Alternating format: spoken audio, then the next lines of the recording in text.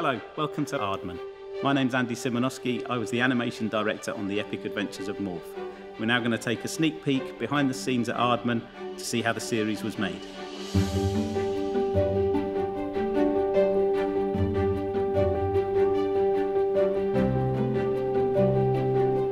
I'm basically the eyes of the series director on the studio floor. My job is to push the crew as far as they can to make Morph as epic as it can be. This series was deliberately called The Epic Adventures of Morph, so everybody started to think big.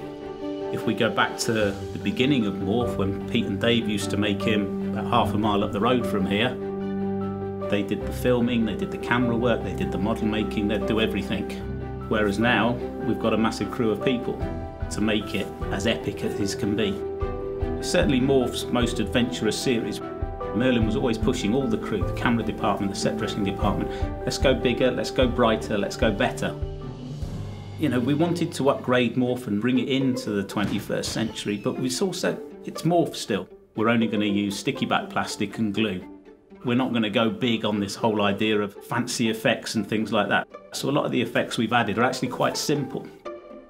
In this series, we've got a spy thriller where there's a car chase and some dramatic shots looking off a fridge, looking down. We've got Daredevil Delilah, which is all about Delilah being amazing on a skateboard.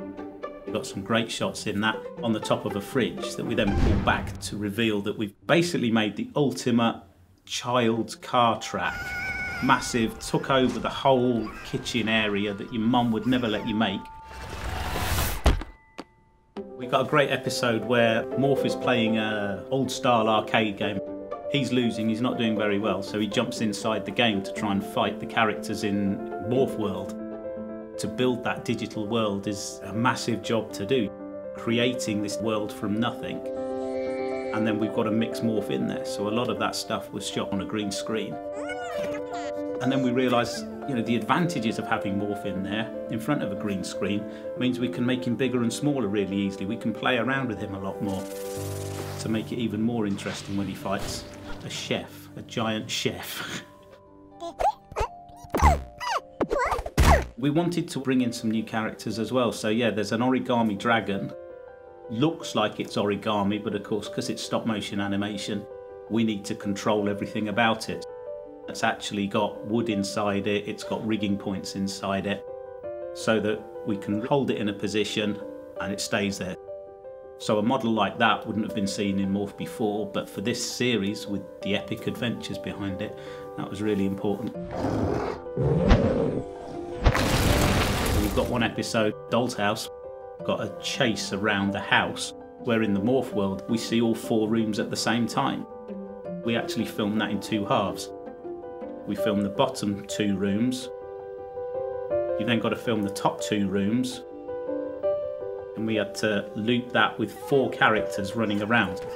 So from a technical point of things, that was a really tough one to work out and plan.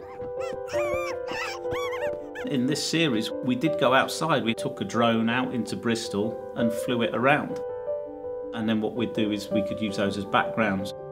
We could comp Morph and Chaz on a toy drone flying around Bristol, which was a really cool thing to do. Another one we did outside was the camping episode. We had an interior patio where we could control the lighting.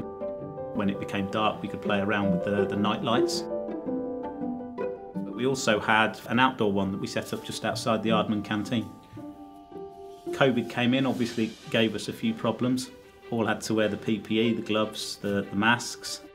Strict rules on who could touch puppets was an interesting one.